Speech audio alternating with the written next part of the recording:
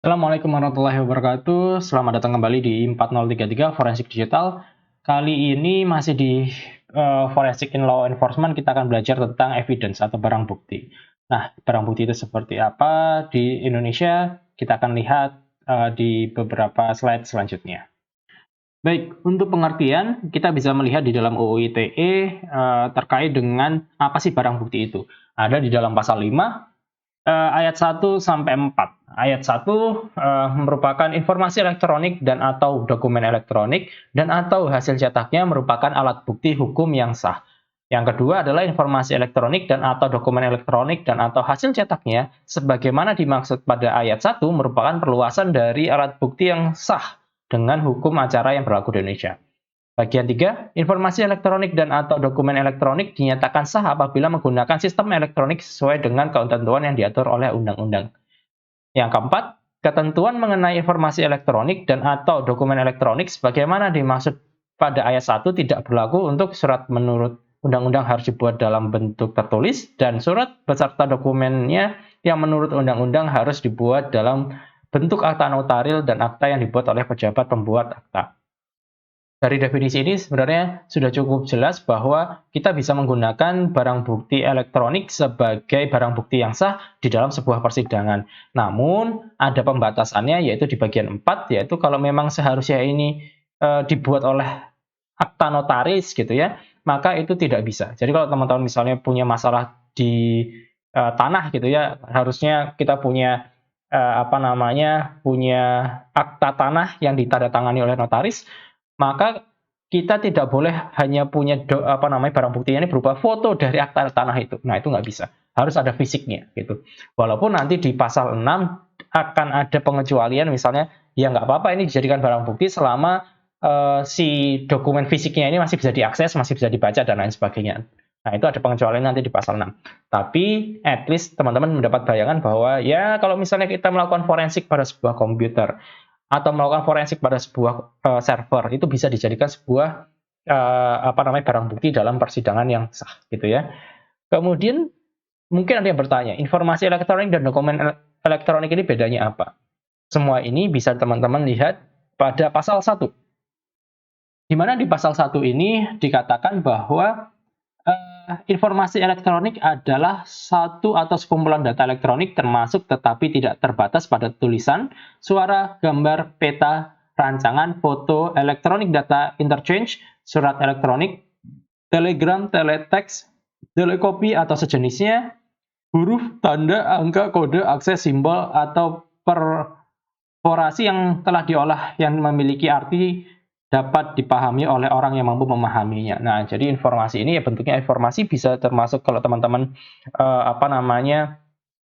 punya password masuk ke dalam sebuah sistem dan lain sebagainya itu bisa dianggap di sini gitu.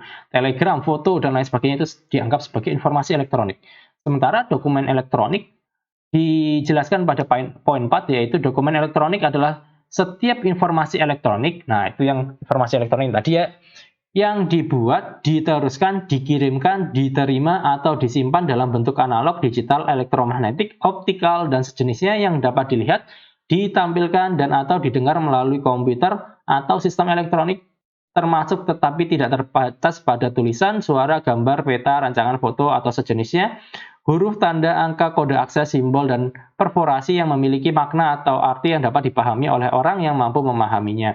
Nah, jadi kalau di bagian awal ini informasi adalah datanya, tapi kalau di dokumen elektronik ini sudah bagaimana pembuatannya, kemudian bagaimana mengirimkannya, kemudian bagaimana diterimanya dan lain sebagainya. Nah, itu bisa dijadikan sebagai pengertian dari dokumen elektronik.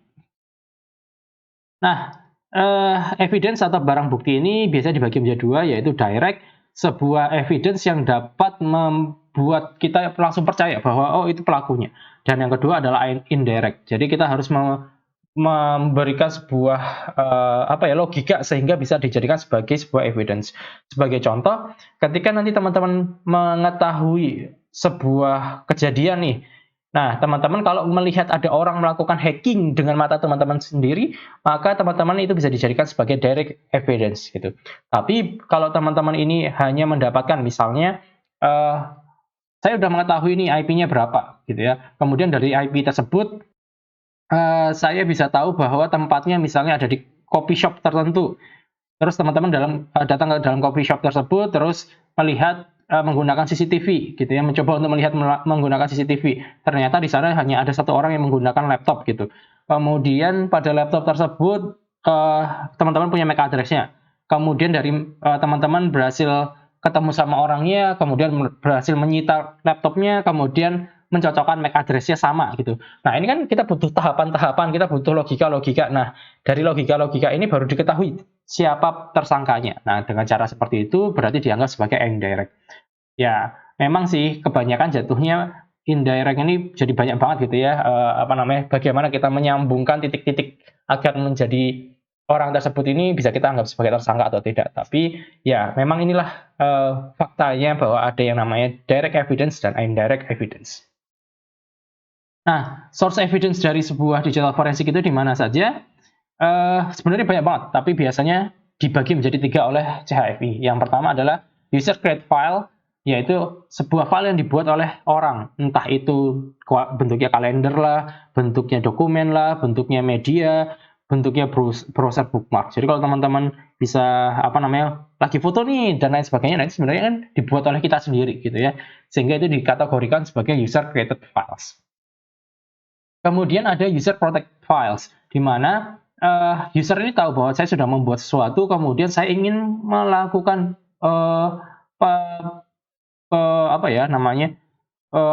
penjagaan terhadap file ini agar tidak semua orang bisa melihatnya. Nah, ini dikategorikan menjadi user protected files. Yang masuk ke dalam kategori ini adalah suatu hal yang dikompres, suatu hal yang diberikan password, suatu hal yang diberikan enkripsi, dan mungkin ada steganografi di dalamnya. Dan yang ketiga dikategorikan sebagai computer created files, di mana komputer ini membuat secara otomatis files-files yang ada di dalam komputer tersebut gitu ya, dan itu bisa dijadikan sebagai suatu barang bukti. Contohnya adalah backup files. Kita nggak pernah membuat backupnya, tapi secara otomatis dibuatkan oleh komputer. Kita tidak pernah membuat log juga, karena log itu secara otomatis dibuatkan oleh si komputer. Temporary files, cookies, web file, dan semuanya itu ada di dalam komputer yang bisa dijadikan sebagai suatu evidence. Nah, menurut IETF RFC 3227 dikatakan bahwa untuk mengambil sebuah evidence itu ada urutannya, di mana kita akan mengambil dari evidence yang sifat volatility-nya tinggi ke sifat yang non-volatility-nya tinggi, yang rendah gitu, maaf. Sifat volatility tinggi ini maksudnya apa?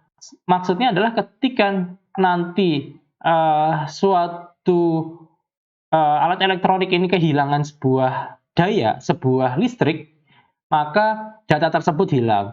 Contohnya apa? Contohnya kalau teman-teman punya laptop, lagi ngerjain tugas gitu ya, kemudian hilang nih dayanya, atau mati nih listriknya gitu ya, terus tidak tersave. Nah, itu maksudnya dalam tanda kutip gambarannya seperti itu gitu ya. Karena data-data yang teman-teman kerjakan itu sebenarnya masih ada di dalam RAM-nya dan belum tersimpan sebagai temporary file yang ada di dalam mungkin Word teman-teman atau Excel teman-teman dan lain sebagainya.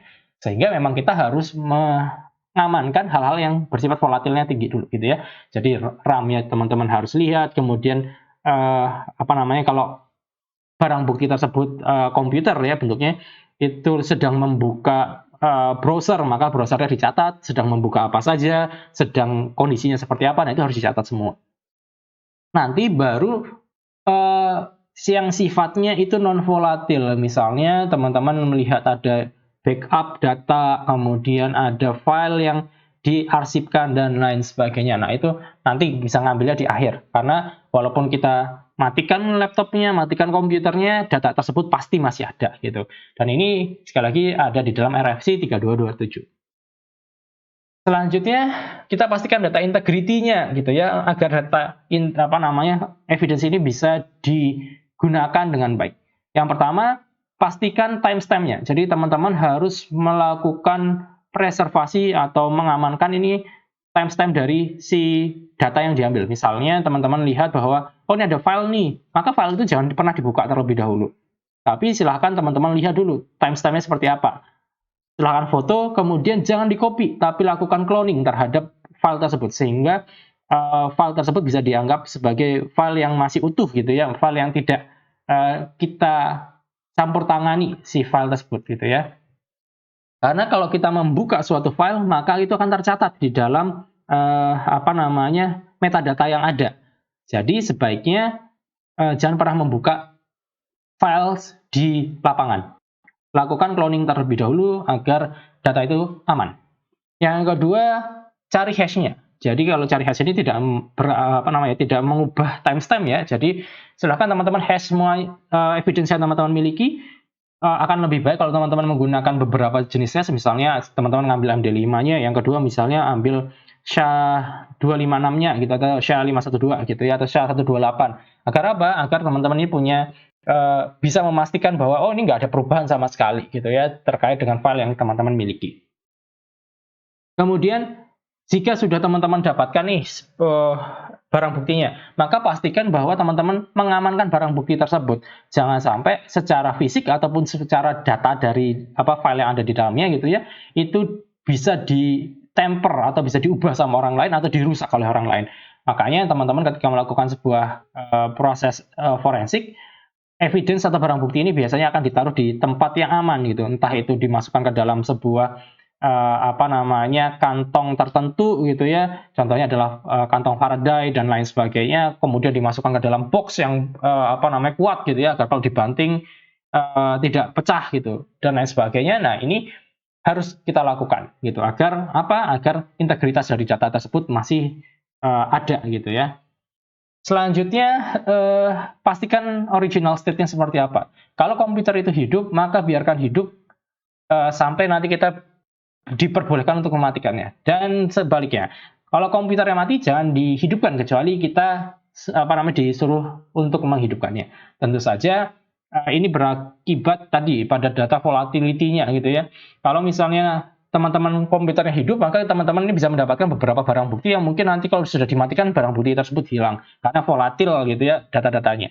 Nah, inilah kenapa kita harus membiarkan original state-nya seperti itu sampai nanti boleh dilakukan hal yang lain gitu. Dan yang terakhir adalah gunakan special tools gitu ya. Jadi karena tadi ya di bagian 1 kita udah bilang bahwa timestamp ini nggak boleh berubah nih. Maka ya kita butuh suatu alat-alat yang ada, mungkin harus beli secara komersil ataupun menggunakan open source, yang mana tidak merubah apapun, hanya melakukan pengambilan data atau ekstraksi saja tanpa menambahkan metadata lainnya. Nah, makanya dibutuhkan tools-tools yang spesial, dan ini teman-teman harus pastikan bahwa teman-teman memiliki hal tersebut.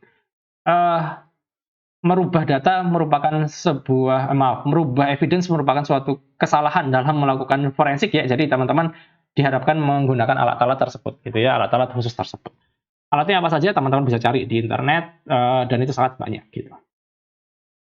Selanjutnya kita akan berbicara tentang chain of custody. Chain of custody ini apa sih? Chain of custody ini biasanya adalah sebuah dokumen yang dibuatkan untuk mengetahui sebenarnya barang bukti ini siapa yang menemukan dan lain sebagainya. Dan di sini di dalam chain of custody ini ada beberapa hal yang teman-teman bisa lihat yang harus tertuliskan di dalam chain of custody tersebut. Yang pertama adalah case number, kemudian siapa yang mengambil atau siapa yang melakukan pengambilan dari barang bukti ini. Mengambil itu maksudnya mengambil dari lapangan gitu ya. Kemudian waktunya kapan, jamnya berapa, lokasinya di mana, deskripsi alatnya seperti apa. Deskripsi ini penting karena nanti kalau misalnya ada kerusakan, maka teman-teman harus menuliskan bahwa ini kerusakannya seperti ini gitu. Agar apa? Agar nanti teman-teman bisa tahu bahwa ini bukan salah saya kalau terjadi sebuah kerusakan. Dan yang terakhir adalah chain of custody itu sendiri. Chain of custody ini adalah siapa yang pernah memegang sebelumnya itu harus tertulis di dalam chain of custody. Berikut contoh yang diberikan oleh NIST di dalam dokumentasinya yang berjudul The Biological Evidence Preservation Handbook, Best Practice for Evidence Handler. Di sini teman-teman bisa melihat contoh dari chain of custody yang dimiliki oleh NIST. Dan teman-teman kalau misalnya merasa bahwa saya punya bentuk COC yang lain gitu ya, silahkan digunakan. Ini adalah sebagai contohnya saja. Nah, tadi teman-teman sudah mengetahui atau sudah melihat bagaimana sebuah barang bukti dilihat dari kacamata hukum di Indonesia. Dan juga bagaimana sebuah barang bukti ini jenis-jenisnya dan lain sebagainya, itu sudah ada di dalam video tersebut. Nah, mungkin ini adalah ilmu yang bisa saya berikan pada video kali ini. Bertemu lagi nanti di I4033 selanjutnya. Assalamualaikum warahmatullahi wabarakatuh.